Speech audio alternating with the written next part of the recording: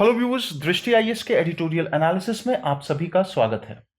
इस सेक्शन में हम अलग अलग न्यूज़पेपर्स और न्यूज़ पोर्टल से आपके लिए एडिटोरियल्स चुनते हैं, जिससे आपको भारत सहित विश्व में होने वाली अनेकों घटनाओं के बारे में विस्तार से जानकारी मिल सके। डियर व्यूअर्स, इस सेक्शन में सबसे पहले दिए गए एडिटोरियल को हम अपने यूपीएससी सिलेबस से लिंक करते हैं। उसके बाद कुछ महत्वपूर्ण की पॉइंट्स और अंत में कुछ इंपॉर्टेंट कॉन्सेप्ट्स जो कि यूपीएससी एग्जामिनेशन के पर्सपेक्टिव से महत्वपूर्ण है, उन्हें देखते हैं। डियर व्यूअर्स, हम आशा करते हैं कि दृष्टि आईएएस की तरफ से लिए गए इस इनिशिएटिव को आप काफी पसंद करेंगे और आपके सुझाव हमारे लिए अत्यंत महत्वपूर्ण हैं। तो कृपया कमेंट सेक्शन में अपने सुझाव जरूर दें। तो चलिए बिना किसी देरी के शुरू करते हैं आज का एडिटोरियल एनालिसिस। प्रिय व्यूअर, यह वीडियो अंग्रेजी में भी उपलब्ध है। देखना चाहें तो आप हमारे इंग्लिश चैनल दृष्टि आईएएस इंग्लिश पर जाएं। आपकी सुविधा के लिए इस वीडियो के डिस्क्रिप्शन में इंग्लिश वीडियो का लिंक भी दिया गया है। आज का एडिटोरियल हमने द हिंदू न्यूज़पेपर से लिया है, जो कि 15 फरवरी 2021 को प्रकाशित हुआ है। आज के एडिटोरियल का शीर्षक है एंडलेस वॉर। यदि आज के एडिटोरियल को हम समराइज करें तो हम ये कह सकते हैं कि सऊदी अरब को यमन की नाकेबंदी खत्म करनी चाहिए और विद्रोही गुटों के साथ बातचीत शुरू करनी चाहिए। यदि आज के एडिटोरियल को हम अपने यूपीएससी सिलेबस से लिंक करें तो हम उसे जीएस पेपर 2, जिसमें सेक्शंस जैसे कि पॉलिटी, कॉन्स्टिट्यूशन, गवर्नेंस और इंटरनेशनल रिलेशंस इत्यादि से जोड़ करके देख सकते हैं। आज के एडिटोरियल के कुछ प्रमुख बिंदु, लेकिन उससे पहले हमें देखना पड़ेगा कि यमन की ज्योग्राफिकल पोजीशन क्या है, यमन कहां पर लोकेटेड है, थोड़ा उसको समझने की बात है। अब यहां पर ये हम देख सकते हैं, ये रिप्रेजेंटेशन हमको जो दिखाई दे रही है, यहां पे हम लोग देख सकते हैं कि ये रहा आपका यमन, जिसकी राजधानी है सना। अब अगर हम लोग बात करें तो जो अरेबियन पेनिनसुला है उसके सबसे दक्षिणी छोर पर जो कंट्री लोकेटेड है वो है आपका यमन। यमन अपनी बाउंड्री सऊदी अरेबिया के साथ शेयर करता है उत्तर हिस्से में, ओमान के साथ शेयर करता है। यहां पे अगर हम लोग देखें तो हम लोग ये बोल सकते हैं कि ईस्ट में, साथ ही साथ अगर हम लोग बात करें सदर्न रीजन की तो यहां पे गल्फ ऑफ एडन, और अगर हम लोग बात करें कि पश्चिमी हिस्से में तो यमन अपनी सीमा रेड सी के साथ शेयर करता है। यमन के संदर्भ में थोड़ी सी और जानकारी, यमन एक मेंबर है यूनाइटेड नेशंस का, नाम जो नॉन अलाइंड मूवमेंट था उसका, अरब लीग का, और साथ ही साथ organisation of Islamic cooperation. Yemen के बारे में ऐसा बताया जाता है कि लगभग 200 आइलैंड्स हैं, जिसमें मिडिल ईस्ट का सबसे बड़ा आइलैंड जिसका नाम है सोकोत्रा, SOCOTRA, ये भी यमन का ही हिस्सा है। अगर हालिया सिचुएशन की बात करें तो इस समय यमन में एक क्राइसिस चल रही है। यहां पे दो गुटों के बीच में एक सिविल वॉर चल रहा है। पहला जो गुट है, अगर उसके बारे में हम लोग बात करें, जो कि प्रो गवर्नमेंट है, तो प्रो गवर्नमेंट या फिर सरकार की हम बात कर सकते हैं, यमन सरकार की, तो उसको लीड करने वाले हैं वहां के चीफ, जिनका नाम है मंसूर हदी। यदि दूसरे सेक्शन की बात करें, दूसरे फैक्शन की बात करें, तो वो है आपके हाउथी विद्रोही या हाउथी रेबल्स। अब प्रमुख बिंदुओं के संदर्भ में बात करें तो बाइडेन प्रशासन द्वारा सऊदी अरब के यमन युद्ध के प्रति अमेरिकी समर्थन की समाप्ति के निर्णय के साथ रियाद को यह संकेत दे दिया गया है कि ट्रंप प्रशासन काल में उसे प्राप्त अमेरिकी समर्थन का दौर अब गुजर चुका है। बराक ओबामा के राष्ट्रपति काल में अमेरिका ने यमन के हौथी विद्रोहियों के खिलाफ सऊदी अरब की कार्रवाई को समर्थन देने की नीति पर अमल करना शुरू किया था। अब यदि हम लोग बात करें तो एक बहुत लंबे समय से, आप कह सकते हैं 2011 से हम ये सिचुएशन देख रहे हैं कि यमन के अंदर क्राइसिस बना हुआ है।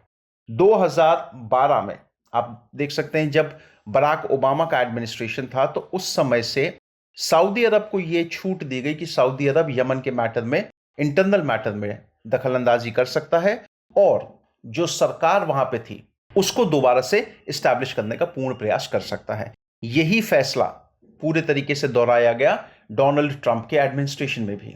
लेकिन एक सबसे बड़ा कारण यहां पे जो देखने वाला है वो ये कि रियाद जो समर्थन कर रहा है, सऊदी अरब जो समर्थन कर रहा है, वो समर्थन करने के पीछे जो सबसे बड़ा कारण है वो ये, क्योंकि यमन में जो विद्रोही दल है, जिसको हाउथी विद्रोही भी हम लोग बोल रहे हैं, उनको ईरान का समर्थन प्राप्त है और ईरान सऊदी अरब और यूनाइटेड स्टेट्स ऑफ अमेरिका दोनों की आंख में खटक रहा था। हालांकि जो बाइडेन ने बहुत ही कड़े शब्दों में सऊदी अरब से यह कहा कि अब अमेरिका जो है वो किसी तरीके का समर्थन इस यमन की क्राइसिस में सऊदी अरब का नहीं करने वाला है। यमन जो सबसे गरीब अरब देशों में से एक है, पर इस युद्ध के विनाशकारी प्रभाव और युद्ध के साथ आई मानवीय तबाही को नजरअंदाज करते हुए डोनाल्ड ट्रंप ने इस नीति को जारी बनाए रखा था। अब जिस तरीके की संकट, जिस तरीके की परेशानियां यमन में और यमन के लोगों को महसूस करनी पड़ी थी, उनको ध्यान में ना रखते हुए डोनाल्ड ट्रंप ने बराक ओबामा द्वारा लिए गए इस फैसले को आगे भी जारी रखा। कार्यकाल के अंतिम दिनों में एक आखिरी कदम आगे बढ़ाते हुए ट्रंप प्रशासन ने ईरान समर्थित हौथी विद्रोही समूह को आतंकवादी संगठन भी नामित कर दिया था। अधिकारवादी संगठनों ने इस कदम की निंदा की थी और कहा था कि उन्हें आतंकवादी संगठन निर्दिष्ट किए जाने से सहायता प्रयासों को बाधा पहुंचेगी, क्योंकि राजधानी सना सहित यमन के एक बड़े भूभाग पर उनका नियंत्रण है। जब डोनाल्ड ट्रंप ने हाउथी विद्रोहियों को एक आतंकवादी संगठन के तौर पर डिक्लेयर करने की बात की, तो उस टाइम कई गुट ऐसे थे जिन्होंने डोनाल्ड ट्रंप के इस फैसले की काफी कड़ी निंदा की। उन्होंने ये कहा कि यदि हाउथी विद्रोहियों को आतंकवादी संगठन डिक्लेयर कर दिया जाता है तो जो शांति बनाए रखने की, जो शांति वार्ता चल रही है, उसमें एक गहरा झटका पहुंचेगा। हालांकि डोनाल्ड ट्रंप ने इसकी चिंता बिल्कुल भी नहीं की।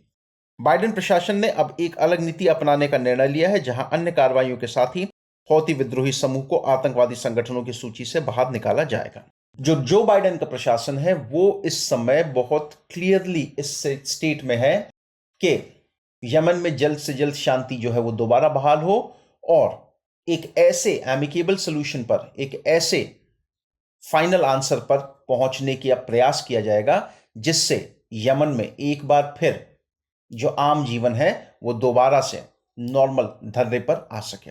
अब व्यूअर्स, इससे पहले कि हम लोग आगे बढ़ें, बहुत जरूरी है कि ये मुद्दा है क्यों, कारण है क्या लड़ाई का। अब देखिए, यमन जो था पहले 2011 तक की अगर हम लोग बात करें तो एक तरीके का आप कह सकते हैं कि डिक्टेटरशिप रूल चल रहा था और जो उस समय राष्ट्रपति थे उनका नाम था अली अब्दुल्ला सलेह। अब जब अरब क्रांति हुई 2011 में, हमने देखा कि अरब क्रांति होना शुरू हुई, तो उसी दबाव में जो राष्ट्रपति सलेह थे उनको जो अपनी पद था वो अपने डेप्यूटी, जिनका नाम था मंसूर हदी, उनको सौंपना पड़ गया, क्योंकि मंसूर हदी की एक्सेप्टेबिलिटी यमन में लोगों के पास ज्यादा थी। अब जब मंसूर हदी के पास सत्ता आई तो कई सारे गंभीर मुद्दे उनका इंतजार कर रहे थे, जैसे कि आतंकवाद, जो सेपरेटिस्ट मूवमेंट चल रहा था साउथ यमन में, वो अलगाववादी, करप्शन की समस्या, अनएम्प्लॉयमेंट, भूखमरी, और सबसे बड़ा जो संकट था वो सेना जो थी वो राष्ट्रपति सलेह को प्रति बहुत ही ज्यादा लॉयल थी। अब इनमें से किसी भी समस्या का समाधान जो है वो प्रेसिडेंट हदी नहीं निकाल पाए। अब यहां पर बात करते हैं एक और समस्या की जो आया, हाउथी मूवमेंट। यहीं से हमारे पास हाउथी रेबल्स बने। अब हाउथियों की अगर बात करें तो इनका ऑफिशियल नाम जो है वो है अंसार अल्लाह। अंसार अल्लाह का मतलब होता है सपोर्टर ऑफ गॉड। ये एक इस्लामिक रिलीजियस पॉलिटिकल मूवमेंट है, ओके, जो नॉर्थ यमन में सन 1990 से काम कर रहा है। अब एक चीज यहां पर जो सबसे बड़ी जो समस्या हुई वो ये मूवमेंट की वजह से, इस मूवमेंट की वजह से जो प्रेसिडेंट हदी की सिचुएशन जो ऑलरेडी बहुत ज्यादा कमजोर थी, उसका फायदा उठाते हुए इन हाउथी विद्रोहियों ने नॉर्थ सदा वाला रीजन पूरा का पूरा अपने कब्जे में ले लिया, ये वाला रीजन। उसके बाद कुछ समय बाद ही इन्होंने जो यमन की राजधानी है सना, उसका कंट्रोल भी अपने हाथों में ले लिया। इसकी वजह से जो प्रेसिडेंट हादी थे उनको एग्जाइल में जाना पड़ गया, एक तरीके का देश निकाला हो गया उनके लिए। अब जब ये कॉन्फ्लिक्ट बढ़ता गया तो उस समय 2015 में सऊदी अरब और बाकी अन्य सुन्नी अरब देश जो थे वो सभी आगे आए और एयर स्ट्राइक शुरू कर दी हाउदियों के खिलाफ। अब ये जो हाउदी विद्रोही हैं ये शिया मुस्लिम माइनॉरिटी हैं, शिया मुस्लिम है, सऊदी अरब वगैरह में सुन्नी मुसलमान है, तो कहीं ना कहीं ये भी एक कारण था हमला करने का। अब अगर सऊदी अरब को और बाकी अन्य अरब देशों को सपोर्ट की बात करें तो इन सभी देशों को सपोर्ट प्राप्त था यूनाइटेड स्टेट्स ऑफ अमेरिका का, यूनाइटेड किंगडम का और फ्रांस का। अब यहां पर जो देखने वाली बात है कि किसकी लड़ाई किसके साथ हो रही है। यहां पे मैंने आपको बताया दो गुट हो सकते हैं। पहला गुट है जो प्रो गवर्नमेंट है, दूसरा गुट अगर मैं बात करूं तो दूसरा गुट जो है वो एंटी गवर्नमेंट है। अब प्रो गवर्नमेंट का मतलब वो सभी लोग जो हदी, मंसूर हदी के पक्ष में हैं, वो सभी, जबकि जो एंटी गवर्नमेंट है वो सभी के सभी सले उनके पक्ष में हैं। अब ये जो हाउथी हैं ये एक एंटी गवर्नमेंट फोर्स है, ये एक एंटी गवर्नमेंट फोर्स है, और इन हाउथियों को सिर्फ और सिर्फ प्रो गवर्नमेंट फोर्सेस से नहीं लड़ना, इन हाउथियों को यूएई, सऊदी अरब, ये जो इनका अलायंस है, इनकी जो सेनाएं हैं इनसे लड़ना पड़ रहा है। साथ ही साथ इस्लामिक स्टेट के जो आतंकवादी हैं वो भी एक बहुत बड़ा खतरा है, और साथ ही साथ हाउथियों के लिए सबसे बड़ी समस्या है ट्राइबल फाइटर्स। कई सारे जो वहां पे ट्राइबल्स हैं उनके खिलाफ लड़ना पड़ रहा है। अब सऊदी अरब इसमें क्यों इन्वॉल्व हुआ, तो मैंने आपको बताया पहला कारण सुन्नी मुसलमान और शिया मुसलमान, उनके बीच का संदर्भ। दूसरा, हाउथियों को पूरा का पूरा समर्थन प्राप्त है ईरान का, ईरान जो कि एक शिया बाहुल्य देश है। अब यदि अगर हम लोग बात करें कि भाई किस तरीके की समस्या है, और खास तौर से इस कोविड के समय किस तरीके की समस्या है, तो यह कहा जा रहा है कि दुनिया में, विश्व में सबसे खराब टेस्टिंग फैसिलिटी अगर देशों की निकाली जाए तो उनमें से एक स्थान जो है वो यमन का होगा। WHO ने एक आंकड़े के अनुसार यह बताया है कि यमन की लगभग 50% जो आबादी है वो कोरोना से पीड़ित होगी। कारण है उसके पीछे बहुत सारे, किसी भी तरीके का हेल्थ केयर सिस्टम डेवलप नहीं हो पा रहा है प्रॉपर, ना ही प्रॉपर टेस्टिंग है। साथ ही साथ हॉर्न ऑफ अफ्रीका रीजन की अगर हम लोग बात करें, सोमालिया, जिबौती, इन सब देशों से कई सारे माइग्रेंट्स लगातार यमन के रास्ते आ रहे हैं। जो यहां पे हेल्थ केयर वर्कर्स हैं यमन में, उनका कहना यह है कि जितने भी ये अफ्रीका से माइग्रेंट्स आ रहे हैं ये अपने साथ कोरोना वायरस लेकर के आ रहे हैं। फ्रंटलाइन वर्करों की बहुत कमी है, किसी भी तरीके की इंटरनेशनल एड नहीं मिल पा रही है। आप ओवरऑल ये कह सकते हैं कि भाई पूरे तरीके से हालात बहुत बद से बदतर हो गए हैं। अब अगर इंटरनेशनल सपोर्ट, इंटरनेशनल एफर्ट्स की बात करें तो अंतर्राष्ट्रीय स्तर पर कुछ खास इनिशिएटिव नहीं लिया जा रहा है इस युद्ध को रोकने के लिए। यहां पे आप एक मैप देख सकते हैं जिससे आपको थोड़ा आइडिया लग जाएगा कि यमन में कौन सा एरिया किसके हाथ में है। ये जो लाल वाला हिस्सा जो आप देख रहे हैं, जहां जहां पर ये लाल वाला हिस्सा, वो हिस्सा है जहां पर अभी भी जंग जारी है, दोनों में से किसी के पास नहीं है। ये जो हल्के भूरे रंग का हिस्सा है ये यमन की सरकार का, जो सेना है उसका। ये जो नीले कलर में आपको दिखाई दे रहा है ये हाउथी विद्रोहियों का है। अगर हम लोग बात करें ये पर्पल वाले रीजन की, तो ये यूएई द्वारा समर्थित जो हाउथी सेनाओं के अगेंस्ट जो फोर्स है, हालांकि वो सरकार के खिलाफ भी है। मतलब ये लोग जो हैं ना तो ये प्रेजेंट मौजूदा सरकार को चाहते हैं, ना ये हाउथियों को चाहते हैं, ये लगातार अपने लिए इंडिपेंडेंस की मांग कर रहे हैं। ये अगर यहां पर इस रीजन की बात करें तो सदर्न ट्रांजिशनल काउंसिल, इनके बारे में भी ये कहा जा रहा है कि ये भी ना ही प्रो गवर्नमेंट है ना ही एंटी गवर्नमेंट के साथ हैं, ये अपने लिए एक अलग स्वदेशी, आप ये कह सकते हैं, इंडिपेंडेंस मांग रहे हैं। वर्तमान परिदृश्य के संदर्भ में अगर बात करें तो यह अमेरिका की पश्चिम एशिया नीति को पुनः निर्धारित करने के बाइडेन प्रशासन के वृहद प्रयासों में से एक अंग है, जो ट्रंप प्रशासन के अंदर पूरी तरह से ईरान पर लगाम कसने पर केंद्रित हो गई थी। अब अगर अमेरिका की पश्चिम एशिया नीति की अगर हम लोग बात करें तो डोनाल्ड ट्रंप के समय पे हमने देखा कि पूरा फोकस, टारगेट डोनाल्ड ट्रंप का सिर्फ और सिर्फ एक चीज पे था, ईरान। किस तरीके से ईरान को रोका जाए। यह अपीयर होता ऐसा दिखाई दे रहा है कि जो नया अमेरिकी प्रशासन है उसका संदेश रियाद तक, सऊदी अरेबिया तक बहुत अच्छे से पहुंच गया है। हमने हाल ही में देखा, अभी कुछ एक महीने पहले ही लगभग, कि रियाद ने, या फिर आप कह सकते हैं सऊदी अरेबिया और यूनाइटेड अरब अमीरात्स ने जिस तरीके का, एक तरीके की आप कह सकते हैं नाकेबंदी करी थी कतार की, और कतर एक ऐसा देश है जो अमेरिका का बहुत बड़ा सपोर्टर रहा है और अमेरिका को भी उससे अच्छा खासा सपोर्ट हासिल है। तो जिस दिन बाइडेन प्रशासन ने शपथ ली उसी दिन हमने देखा कि जो नाकेबंदी थी वो पूरी की पूरी कतर की खत्म कर दी गई है। सऊदी अरब ने यह संकेत भी दिया है कि वह मानव अधिकारों का संज्ञान रखते हुए आवश्यक घरेलू सुधार लाएगा, लेकिन यमन संघर्ष की समाप्ति को लेकर अभी भी उसके द्वारा कोई ठोस कदम उठाया जाना बाकी है। यमन एक ऐसे युद्ध का आदर्श उदाहरण बन रहा है जो सभी मोर्चों पर विफल हुआ है। मैंने आपको वही कहा कि यमन का युद्ध जो है वो इस समय कंप्लीटली वो किसी के फेवर में नहीं जा रहा, सब के सब इसमें फेल हो गए हैं। सऊदी अरब की यदि बात करें तो सऊदी अरब ने मार्च 2015 से बमबारी शुरू करी। उसका मानना यह था कि राजधानी जो सना है वहां से हाउथी विद्रोहियों को निकाल करके रियाद समर्थक सरकार को दोबारा स्थापित किया जाएगा। आज 2021 चल रहा है और अभी तक इसमें कोई कामयाबी नहीं मिल पाई है। उसी तरह से अगर आगे के रास्ते के संदर्भ में बात करें तो यमन भी, मैंने आपको बताया, भूखमरी एक बहुत बड़ी समस्या है, लोगों के पास रोजगार नहीं है, अर्थव्यवस्था पूरी तरह से चरमरा चुकी है।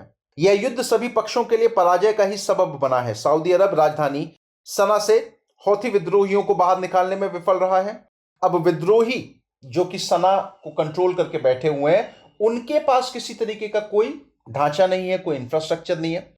जो बेसिक जरूरतें हैं, जो बेसिक एमिनिटी है, बुनियादी सेवाएं जो हैं, वो तक अपने कंट्रोल किए गए क्षेत्रों के लोगों को वो उपलब्ध नहीं करा पा रहे हैं। तो लोगों का गुस्सा जायज है। यमन की अंतर्राष्ट्रीय स्तर पर मान्यता प्राप्त सरकार व्यवहारिक रूप से घरेलू स्तर पर किसी भी शक्ति और वैधता का अभाव रखती है, क्योंकि उसके लिए युद्ध अन्य शक्तियों द्वारा लड़ा जा रहा है। अब यदि यमन की चुनी हुई सरकार के बारे में, जो यमन की जो लोकप्रिय सरकार थी मंसूर हादी की, उनके पास तो किसी तरीके की कोई अथॉरिटी ही नहीं है। यहां पे यमन के अंदर युद्ध हो रहा है और सरकार की तरफ से, यमन की सरकार की तरफ से जो युद्ध लड़ा जा रहा है वो कोई बाहर की सेनाएं लड़ रही हैं। तो यह साफ दिखता है कि पूरी शक्ति और कंट्रोल अभाव वहां पर है। इस युद्ध की समाप्ति सभी पक्षों के हित में होगी। श्री बाइडेन को सऊदी अरब और उसके सहयोगियों पर दबाव बनाना चाहिए कि वे यमन की नाकाबंदी को समाप्त करें और देश के विभिन्न विद्रोही गुटों के साथ बातचीत की प्रक्रिया को आगे बढ़ाएं। एकमात्र जरिया, एकमात्र तरीका, एकमात्र रास्ता जिससे इस समस्या से निपटा जा सकता है वो ये कि बाइडेन प्रशासन इसमें इंटरवीन करे, इंटरफेयर करे, सऊदी अरब को समझाए, जो विद्रोही हैं उनको समझाए और उनको बातचीत के लिए, वार्ता के लिए प्रेशराइज करें। तभी जाकर के इस समस्या का पूरा समाधान निकल सकता है। तो व्यूअर्स, ये था आज का एडिटोरियल एनालिसिस। आज के एनालिसिस से संबंधित जो प्रश्न बन सकता है वो कुछ इस प्रकार है कि कोविड-19 महामारी ने किस तरह से यमन की जो लड़ाई हुई उसको इंपैक्ट किया और आगे आने वाले समय में आगे का रास्ता क्या हो सकता है। 250 शब्दों में इसको बताएं। तो व्यूअर्स, आई होप आप सभी को ये एनालिसिस बहुत पसंद आया हो। धन्यवाद।